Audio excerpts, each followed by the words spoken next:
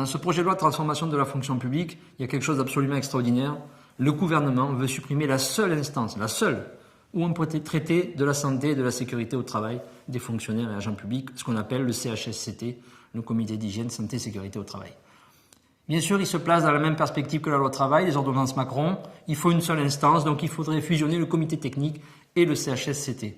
Mais dans le contexte que nous vivons, avec certains corps de fonctionnaires, nous avons énormément de suicides malheureusement, avec des restructurations permanentes, avec des suppressions de postes qui vont entraîner à nouveau des nouvelles missions, avec la volonté de privatiser des missions, de déplacer des fonctionnaires, de leur proposer des ruptures conventionnelles, des indemnités de départ volontaire, etc.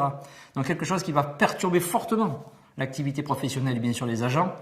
Nous, on le dit très clairement à Force ouvrière, supprimer le CHSCT, c'est mettre en péril la santé des agents, leur sécurité dans certains contextes. Et c'est pas où on nous dit dans cette loi, vous inquiétez pas, l'instance regroupant et unifiant tout ça pourra dans certains cas, seulement quand il y a plus de 300 agents dans un service, avoir une formation spécialisée dédiée à la santé et sécurité au travail. Et dans le même temps, on nous dit ce seront les mêmes personnels titulaires qui siégeront à l'instance unique et à la formation spécialisée. Donc nous n'aurons plus forcément des agents qui avaient cette expertise, qui étaient formés pour justement anticiper dans toute réorganisation, restructuration, quels étaient les problèmes de santé, de sécurité au travail.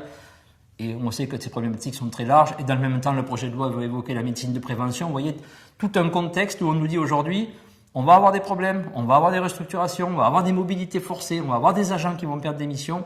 Et qu'est-ce qu'on propose? Supprimer l'instance où on pourrait discuter de cet impact. Nous, on le dit aux parlementaires, surtout ne supprimez pas le CHSCT. Supprimer le CHSCT, c'est augmenter les risques psychosociaux et leurs conséquences.